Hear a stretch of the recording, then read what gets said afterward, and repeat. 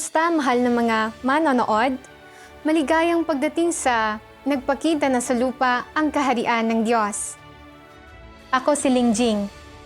Noong 2025, bumuo at nag-broadcast ang Iglesia ng Makapangyarihang Diyos ng isang malakihang variety showcase na pinamagatang Mga Tinig ng Papuri.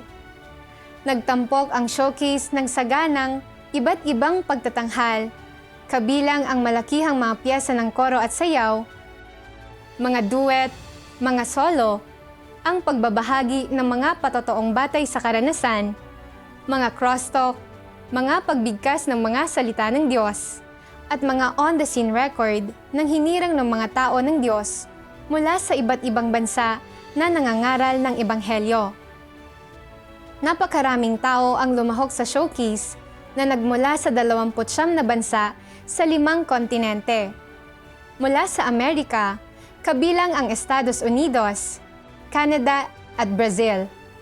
Mula sa Europa, kabilang ang United Kingdom, Italia at Slovakia. Mula sa Asia, kabilang ang Pilipinas, South Korea at India. Mula sa mga bansang Aprikano, gaya ng Equatorial Guinea at Madagascar. At mula sa Oceania, kabilang ang Australia at New Zealand. Pagkatapos ng premiere nito, sinalubong ang showcase ng mainit na pagtanggap sa buong mundo at lubos-lubusang positibong mga review. Ipinahayag ng mga Kristiyano mula sa ang Iglesia ng Makapangyarihang Diyos sa bawat bansa na lubos silang naantig at naging inspirasyon sa kanila na makita ang kanilang mga kapatid mula sa buong mundo na nag-aalay ng papuri sa Diyos. Sa buong programa, sa kabila ng mga pagkakaiba sa wika at kulay ng balat, nagdasal sila ng may iisang tinig, pinuri nila at sinamba ang iisang Diyos, nagbasa sila mula sa parehong mga salita ng makapangyarihang Diyos, at umawit ng iisang himno ng papuri sa Kanya. Sa panonood ng showcase, nasaksihan ng mga Kristiyano ang masasayang eksena ng pagpapalaganap sa Ebanghelyo ng Kaharian. Nakita nila na ang mga salita ng makapangyarihang Diyos ang ganap na nagpanibago sa espiritual na pananaw ng mga tao. Hindi na sila nakaramdam ng pagkaligaw at kawalan ng magagawa gaya ng dati.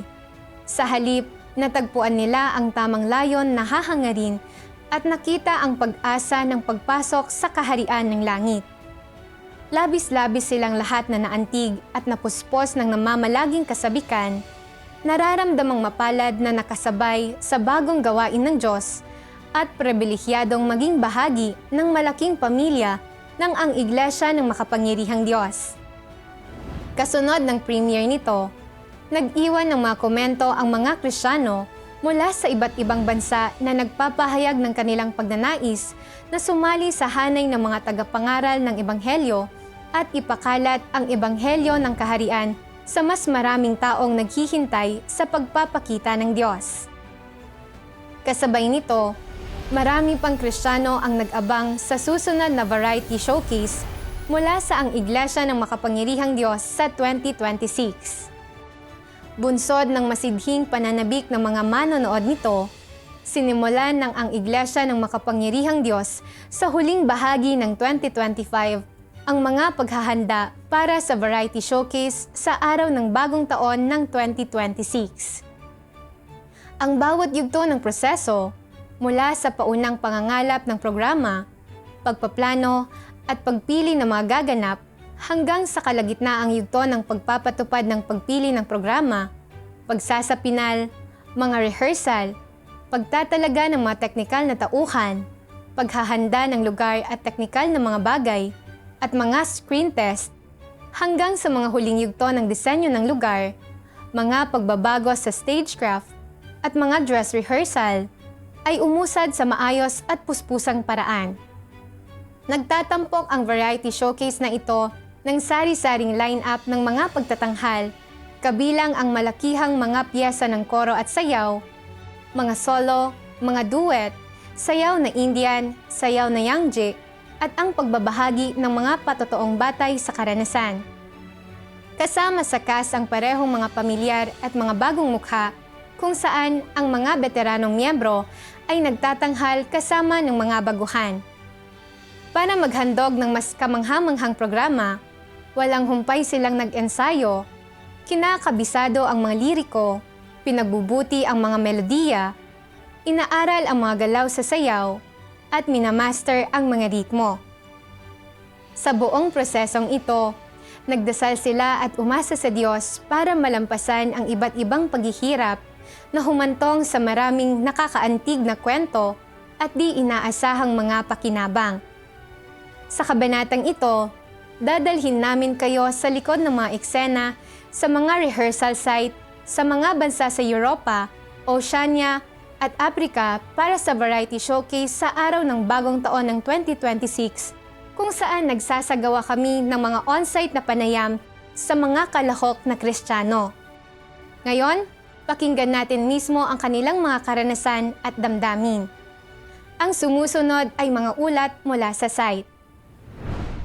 Yes, so I was very excited. Sabik na sabik ako at pakiramdam ko ay talagang pinagpala ako na magkaroon ng isa pang pagkakataong umawit bilang papuri sa makapangyarihang Diyos. Talagang nasabik ako. Pagkakataon ito para magpatotoo sa Diyos at ipalaganap ang kanyang mga salita sa buong mundo. Ang dahilan kung bakit ako sumasali ay para magpatotoo sa Diyos. Kaya sana ay magampanan ko ng maayos ang tungkuling ito. I was very excited and happy. Masayang-masaya ako at sabik na sabik. Naghanda rin ako ng maaga para hindi ako ang maging dahilan ng pagkaantala ng filming. Bihira lang tayong magkaroon ng pagkakataong gumawa ng mga bagay na nakalulugod sa Diyos. Kaya para sa akin, isang oportunidad ang pagsali sa pagtatanghal na ito. Mararamdaman mong determinado ang lahat.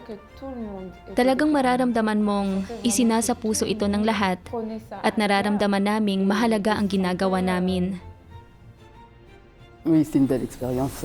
Napakagandang karanasan nito at ang mas mahalaga, napakamakabuluhan nito dahil alam naming pinupuri namin ang Diyos. Ito ang unang beses kong mag-shooting at masasabi kong nakaka-excite talaga. Tinutulutan kami nitong tunay na maranasan mismo ang patotoong iyon at nagdudulot ito sa amin ng malaking kagalakan. Hatid ito sa amin ng mga salita ng Diyos na nagbibigay kakayahan sa aming makilala ang sarili naming mga tiwaling disposisyon. Ang karanasang ito ay lubos na pumupuno sa puso ko. At syempre, talagang nakaaantig. Sa partikular, nagagawa naming iparating ang mga salita ng Diyos sa pamamagitan ng awitin na nagbibigay daan sa mga tao na maunawaan ang mga layunin ng Diyos. Kaya napakahalaga nito dahil mailalapit nito ang mga tao sa makapangyarihang Diyos.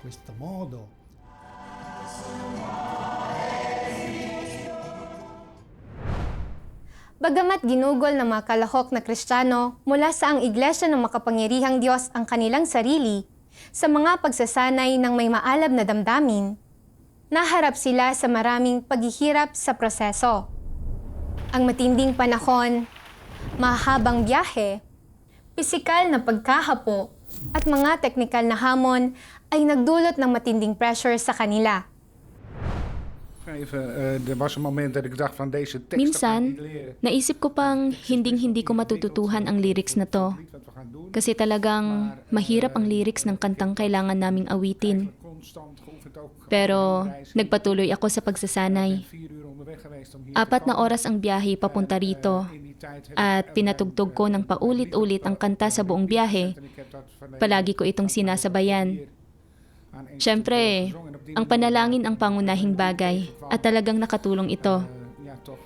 Binigyan ako nito ng lakas, inilapit ako sa Diyos, at siyempre, hiniling ko rin sa Kanyang tulungan ako sa prosesong ito.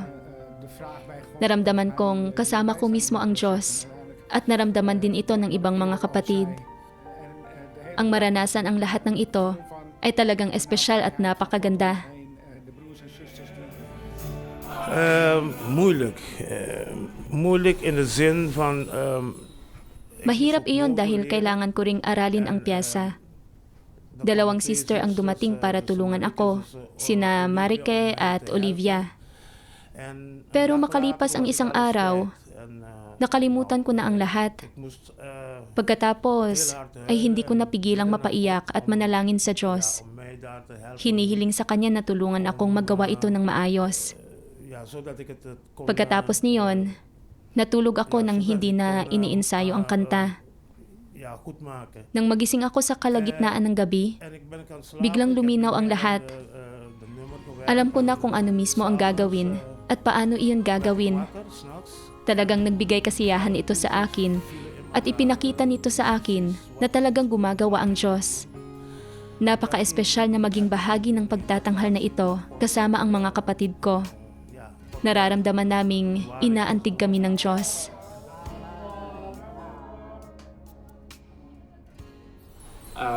We had a few storms that week. Nakaranas kami ng ilang bagyo noong linggong iyon na may kasamang yelo at nagpatumba pa nga ng ilang puno. Nagsimula kaming mataranta. Nag-aalalang baka hindi namin matapos ang shoot sa takdang oras. Nanalangin kami sa Diyos para sa gabay at tulong. Tapos, naalala namin kung paanong nilikha ng Diyos sa pamamagitan ng Kanyang mga salita ang mundong ito para sa atin ng paunti-unti. Kahit na hindi natin kayang kontrolin ang panahon, kaya ito ng ating lumikha. Naniwala kaming tiyak na maihahanda niya ang perpektong lokasyon para sa amin. Noong araw na iyon, may malakas na bagyo pa rin, kaya medyo nataranta kami tungkol doon. Pero pagdating namin sa lokasyon, perpekto ang lahat. Maganda ang liwanag, napakaganda ng paligid, at walang pinsala. Natapos namin ang produksyong ito sa loob ng mas maikling oras kaysa dati. Wala kaming naging problema habang nagsushoot. Para bang pinadali ng Diyos ang lahat para sa amin. Amen. Purihin ang makapangyarihang Diyos. Very difficult for me because it was my first time to do this duty. Napakahirap ng tungkuling ito para sa akin dahil ito ang unang beses kong gumawa ng tungkulin sa pag-awit. Sobrang abala ako sa trabaho, kaya kaunti lang ang oras ko para mag-ensayo ng pagkanta. Pero sa gabay ng Diyos, masigasig akong nag-ensayo at nakabisado ko ang lyrics. Sa huli, kumanta kaming lahat ng napakahusay. Naharap din ako sa isa pang hamon. Noong sinabi sa amin ng mga leader ang pinal na petsa para sa pag-shoot ng video, nag-alala ako ng husto dahil napakadelikado ng lugar na tinitirhan ko. Madalas na may huldapan sa daan. Nag-alala talaga ako kung aabot ba ako. Pagkatapos, ay nanalangin ako sa Diyos. Pagkatapos kong manalangin, may naalala akong ilang salita ng Diyos. Dapat mong harapin at subukang maranasan at pahalagahan ang anumang isinaayos ng Diyos. Dapat kang ganap na magpasakop sa lahat ng dapat mong maranasan na isinaayos ng Diyos para sa iyo. Dapat kang sumunod sa kapalarang isinaayos ng Diyos para sa iyo. Talagang napalakas ang loob ko ng mga salitang ito nang maalala ko ang mga ito. Kalaunan, ligtas akong nakarating sa shooting location at matagumpay naming natapos ang shoot. Pakiramdam ko ay marami akong natamo.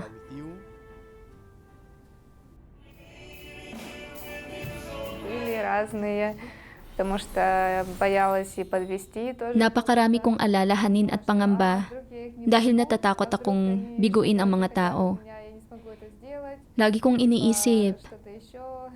paano kung hindi ko sila maunawaan? Потому что O paano kung bigla nila akong pagawin ng isang bagay na hindi ko kaya? постоянно тоже Paano kung may mangyaring iba? чтобы помог мне не бояться. Nag-alala rin ako na baka hindi kami magkaintindihan ng maayos, Потому что pero naging maayos ang lahat. ничего не получится. Alam ko, syempre, na hindi ko iyon magagawa ng mag-isa. Говорит, что мы должны Tuloy-tuloy akong nananalangin na gabayan ako ng Diyos at tulungan akong huwag mag-alala. Malaking tulong ang mga salita ng Diyos. то, что мы Sabi ng Diyos, ang pinakadakilang karunungan ay ang bumaling sa Diyos at umasa sa Kanya sa lahat ng bagay. Kailangan kong matutong umasa sa Diyos, magkaroon ng pananalig, at magpasakop sa mga pamamatnugot ng Diyos, ano pa mang paghihirap ang harapin ko. Божьему руководству. I was praying that time as well.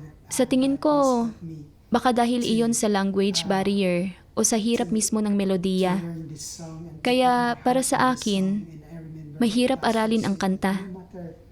Pagkatapos, ay nanalangin ako sa Diyos. Hinihiling sa Kanyang tulungan akong aralin ang kantang ito at isa puso ito.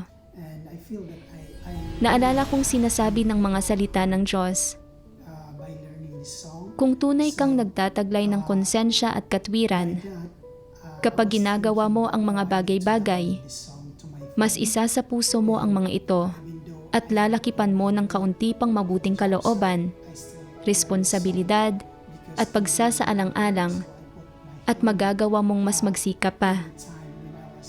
Kapag kaya mong mas magsikap, gaganda ang mga resulta ng tungkuling ginagampanan mo. Gaganda ang mga resulta mo at masisiyahan kapwa ang ibang mga tao at ang Diyos. Napagtanto kong hindi ko talaga isinapuso ang pag-aaral ng kantang ito. Tapos naisip ko kung paanong pwede kong ma-download ang kantang ito sa phone ko. Habang nagwe-welding ako sa trabaho, sinulit ko ang oras ko para aralin ang kanta. Isinulat ko rin ang lyrics sa isang maliit na papel. Kaya sa tuwing nakakalimutan ko ang lyrics, tinitingnan ko ito. Sa ganoong paraan, sa wakas ay natutuhan ko ang kanta at nakabisado ko pareho ang melodiya at lyrics. Masayang-masaya ako at nagbigay rin ito sa akin ng motibasyon. Sa pamamagitan ng mga pagsisikap noong 2 linggong iyon, naging napakahusay ng pagtatanghal ko habang nagsushoot at relax na relax ako.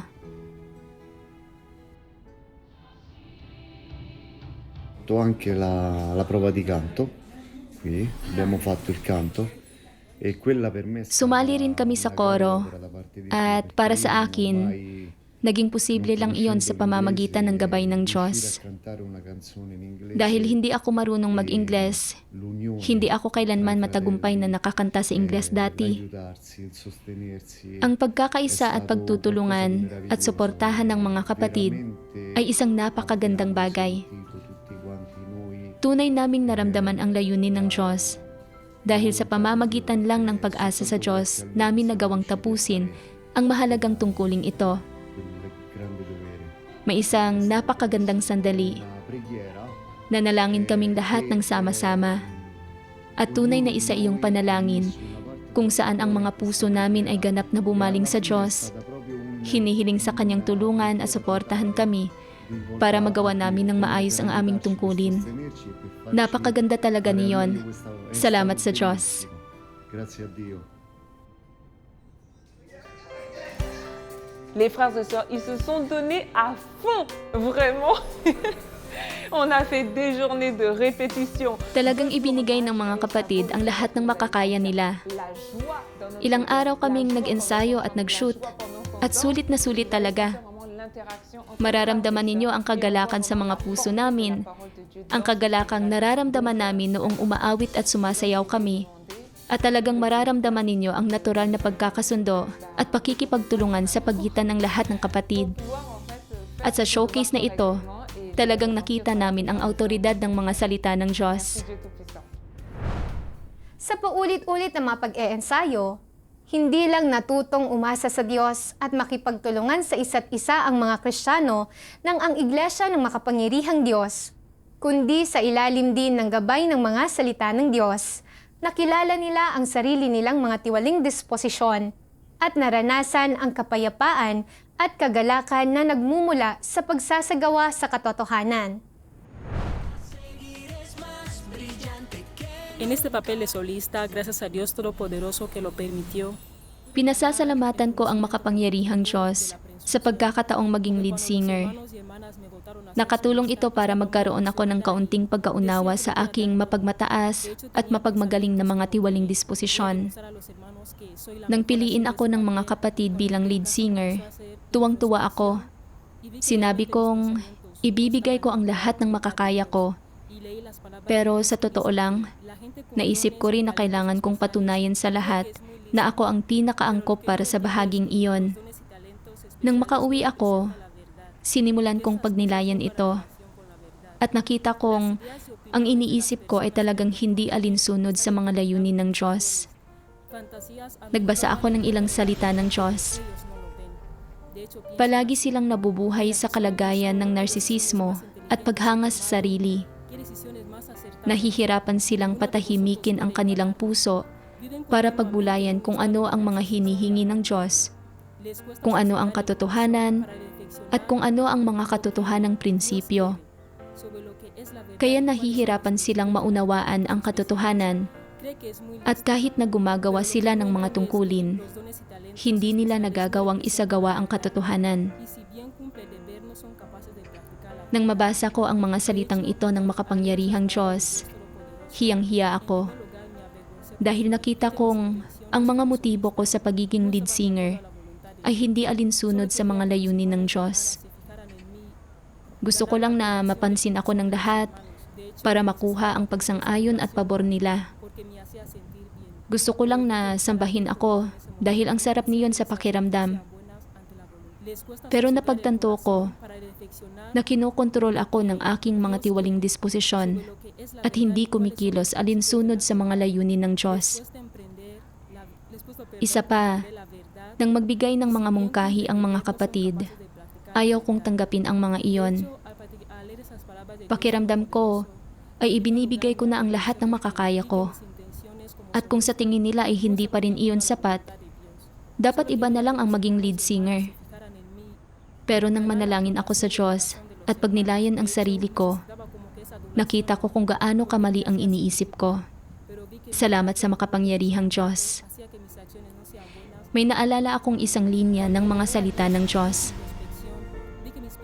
Ang pagtutulungan sa gitna ng mga kapatid ay isang proseso ng pagpupunan sa mga kahinaan ng isa sa pamamagitan ng kalakasan ng iba. Salamat sa Diyos. Nang maisip ko ang mga salita ng Diyos, nagawa kong tanggapin ang mga mungkahi mula sa mga kapatid at isagawa ang mga iyon. Sa huli, malaki ang naging pag-usad namin sa filming. Amen. Kapag ginagawa natin ang ating tungkulin, lagi tayong pinupuno ni Satanas ng mga negatibong isipin. Halimbawa, kung umuulan, sasabihin sa atin ni Satanas na sumuko na lang. Pero hindi tayo dapat sumuko. Kailangan nating magtiyaga sa ating tungkulin. Ang panahon ay maliit na paghihirap lang. Hindi isang bagay na hindi malalampasan. Habang nagsushoot ako, nagka-sunburn ako sa likod dahil sa sobrang pagkababad sa ilalim ng araw.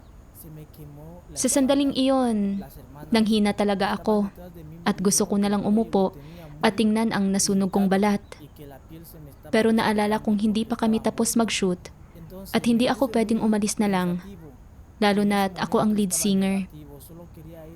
Kalaunan, iminungkahi ng mga kapatid na basain ko ang isang t-shirt at ilagay sa batok ko para mapreskuhan ako.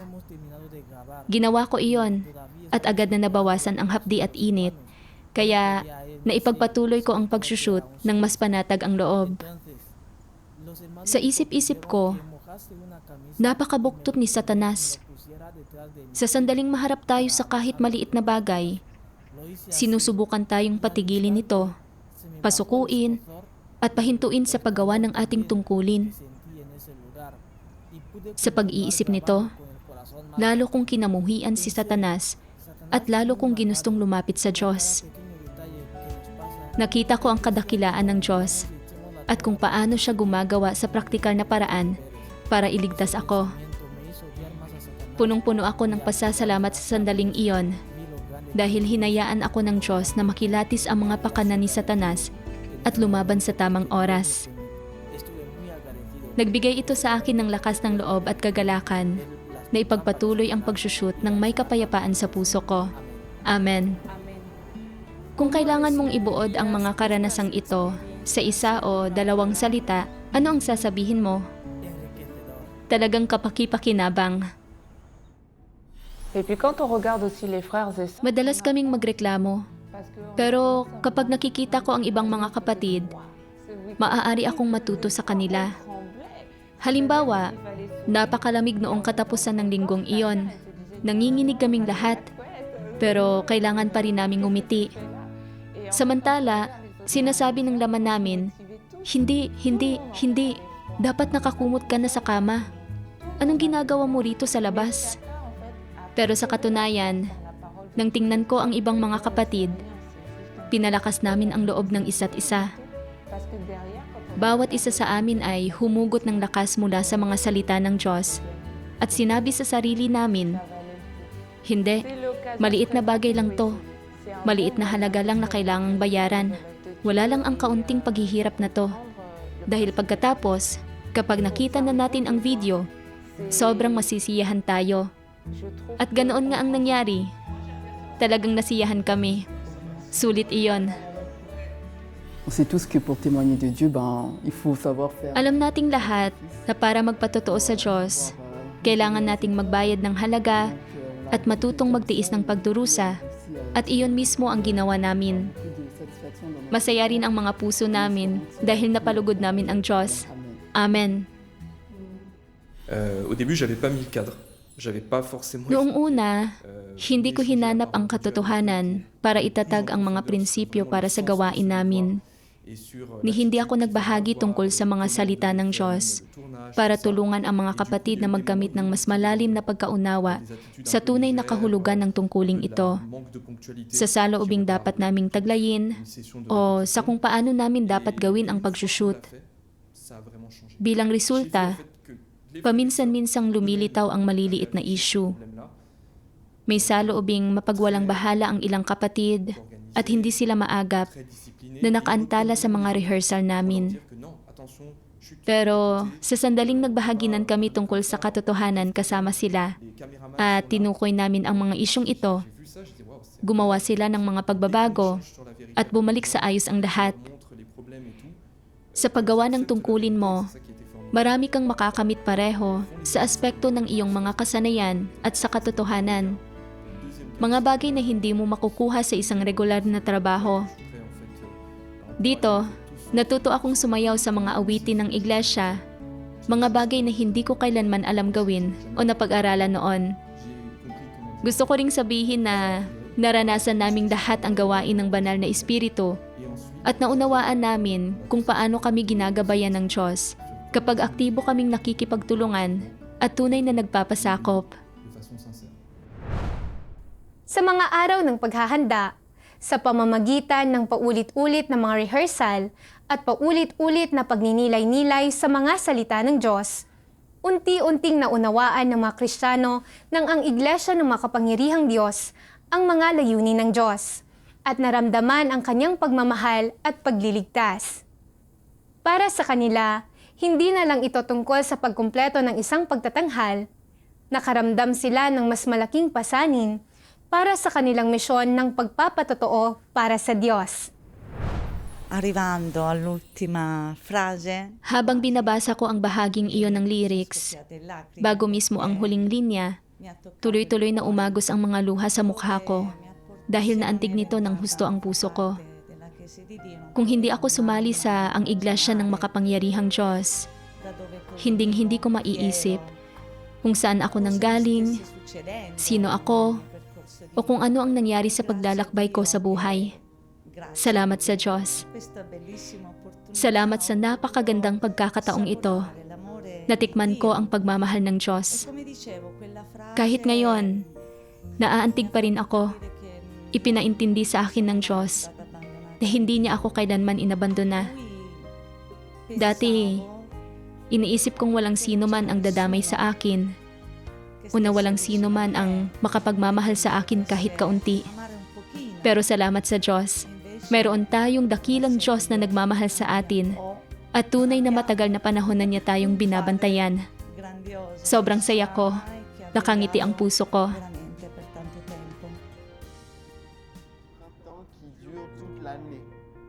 Alors je pense que le plus important dans tout ce qui existe, c'est faire la volonté de Dieu. Naniniwala akong ang pinakamahalagang bagay sa mundo ay ang sumunod sa kalooban ng Diyos. Ang mga gumagawa nito ay may pinakamakabuluhang buhay. Nakakamit nila ang pagkilala ng Diyos, nakakamit nila ang katotohanan, at napalulugod nila ang puso ng Diyos. Pero ang totoo, lahat ay may sariling mga layon.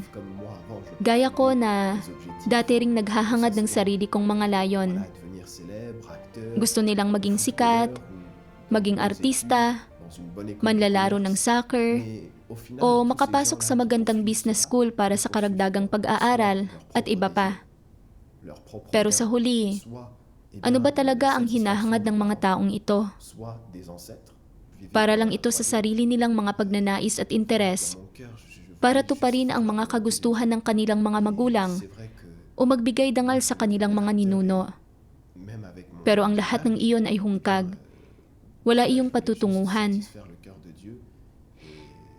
Gayunpaman, ang taong naghahangad ng katotohanan, na naghahangad ng daan ng buhay, ay tiyak na magkakamit ng buhay at ng katotohanan. Hindi na siya mamumuhay sa ilalim ng impluwensya ni Satanas, kundi mamumuhay kasama ng Diyos sa kapayapaan, kagalakan at kaligayahan. Когда мы записывали эту песню, я многое время учила ее. Noong nire-record namin ang kantang ito, gumugol ako ng mahabang panahon para aralin ito, na ang ibig sabihin ay pakikinig dito ng paulit-ulit. Pinagninilayan ang mga salita ng paulit-ulit. Nang simula naming kantahin ito, nanalangin ako ng taimtim. Umaasang makakanta ito ng maayos at tunay na maipahayag ang mga emosyon dito. Naantig ng husto ang puso ko sa kantang ito.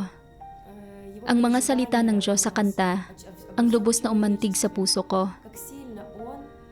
Para bang nadarama ko ang pangangalaga ng Diyos sa atin, ang malalim niyang pagmamalasakit sa buong sangkatauhan, kung paanong araw-araw niya tayong inaalagaan, minamahal at kinakalinga. Habang kinakanta ko ang kantang ito, naramdaman kong inaantig ako ng banal na espiritu. Talagang naramdaman ko iyon. Napaiyak pa nga ako sa dulo ng kanta. Napakarami ng ginawang gawain ng Diyos at gustong-gusto niya tayong iligtas para hindi na tayo lamunin o pinsalain ni Satanas. Gusto ng Diyos na makawala tayo kay Satanas ng ganap at magpakailanman. Nag-aalala at nababalisa ang puso niya para sa atin kapag tumatahak tayo sa maling landas. Gusto niya tayong tulungang iwaksi ang ating mga tiwaling disposisyon. Ito mismo ang dahilan kung bakit 6,000 taon nang gumagawa ang Diyos. Gustong-gusto tayong iligtas ng Diyos tulad ng ganap na ibinunyag ang mga layunin niya sa kantang ito, sa mga salitang ito. Kapag tunay nating nararamdaman sa ating puso ang agarang layunin ng Diyos na iligtas ang mga tao, nauunawaan nating hindi tayo pwedeng magsawalang kibo na lang o maging hindi buo ang ating pagsisikap. Dapat nating gawin ang lahat ng ating makakaya para sumunod sa kalooban ng Diyos, para mas maraming tao ang makatanggap ng kanyang pagliligtas. Nagbago rin ang saloobin ko sa aking tungkulin dahil dito. Nagsimula akong mas magsikap at naging mas seryoso rin. Ibig sabihin, tunay kong naramdaman ang pasaning inilagay ng Diyos sa balikat ko. Iniatas ito sa akin ng Diyos. Napakahalaga ng tungkulin ko. At kung gagawin ko ang aking tungkulin ng buong puso at lakas, mas maisa sa katuparan ang kalooban ng Diyos. Ibig sabihin, mas maraming tao ang makatatanggap ng pagliligtas ng Diyos. Hindi lang ito nakadepende sa akin. Nakadepende ito sa bawat isa sa atin. Sa ganitong paraan, mas maraming tao ang makatatakas sa kadilimang ito at makapagkakamit ng pagliligtas ng Diyos para madalisay at magawang perpekto ng Diyos. Amen. Dear brothers and sisters, Happy New Year! Yes, I have actually. I'm really looking forward to seeing all the Talagang brothers and inaabangan kong makita ang lahat ng kapatid na kasali sa showcase. Pati na rin ang lahat ng magagandang pagtatanghal na inihanda nila ng may pusong maalab bilang papuri sa makapangyarihang Diyos. At isa pa, lalo kong inaabangang mapanood ang mga patotoong batay sa karanasan. Gusto kong sabihin sa mga manonood na hindi lang ito isang ordinaryong variety program. Ang showcase na ito ay nagpapatotoo sa gawain ng Diyos. At gusto kong sabihin, kahit na napakadilim ng panahon natin ngayon, namumuhay sa liwanag ang mga tumanggap sa gawain ng Diyos ng mga huling araw. Ang pagtanggap sa gawain ng Diyos at sa ginagawa niya sa atin ay tiyak na magdadala sa atin ng liwanag. Sana ay magbigay ang showcase na ito ng mas matinding pananabik sa lahat ng nagsisiyasat sa tunay na daan, mas malalim na pananalig, at mas malaking kahandaang ipagpatuloy ang pagsisiyasat para tanggapin nila ang pagliligtas ng Diyos ng mga huling araw. I'm really looking forward to this year's variety performance Talagang showcase. inaabangan ko ang variety showcase sa taong ito. Tuwing nanonood ako ng isa sa mga variety showcase na ito, pakiramdam ko, ang mga kapatid sa buong mundo ay iisang magkakaugnay at nagkakaisang pamilya. Napakasarap sa pakiramdam. Kapag nakikita ko ang mga kapatid, pakiramdam ko ay kasama ko ang mga kaibigan at kapamilya na matagal ko nang hindi nakita. Sama-sama tayong sumasamba at nagbibigay luwalhati sa Diyos ng may iisang puso at isipan. Lubos akong nagpapasalamat sa kataas-taasang kapangyarihan at mga pagsasaayos ng Diyos na nagbigay sa atin ng pagkakataong ito na marinig ang katotohanang ipinahayag ng Diyos sa mga huling araw, masalubong ang pagbabalik ng Panginoon at tanggapin ang kanyang gawain ng mga huling araw at makapasok sa kapanahunan ng kaharian. Ngayon, lumabas na ang gawain ng Diyos mula sa silangan hanggang sa kanluran at lumaganap na ang ebanghelyo ng kaharian sa buong mundo. Ito talaga ang tinig ng papuri. Papuri sa makapangyarihang Diyos, ang ating lumikha, ang siyang nagbibigay sa atin ng buhay at ng katotohanan, at siyang umaakay sa atin sa lahat ng katotohanan. Sa pagsalubong natin sa 2026, unahin natin ang paghahangad ng katotohanan para maunawaan natin ang katotohanan, mahalin ang Diyos, sambahin ang Diyos ng buong puso, kaluluwa at isipan, iwaksi ang ating mga katiwalian at magkamit ng pagbabago ng disposisyon. Kaya nagbibigay papuri tayo sa makapangyarihang Diyos. Salamat sa Diyos sa kanyang gawain. Salamat sa Diyos sa pagkakaloob ng katotohanan sa atin. Ang lahat ng papuri ay sa makapangyarihang Diyos. Amen. Thanks be to God! All glory, praise, and authority be to Almighty God! Shalom! Gloria a Dios, e glory, ci vediamo, spettacolo di novità! Shalom! Thanks be to God! All glory, praise, and authority be to Almighty God! Happy New Year, brothers and sisters! This is the Church of Almighty God in South Africa. Glory be to Almighty God. We are ready. Are you? See you at the performance showcase.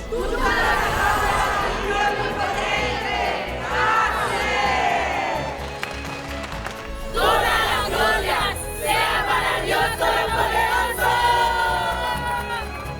Et on voudrait vraiment, sincèrement, du fond du cœur, remercier notre Dieu tout-puissant. Amen!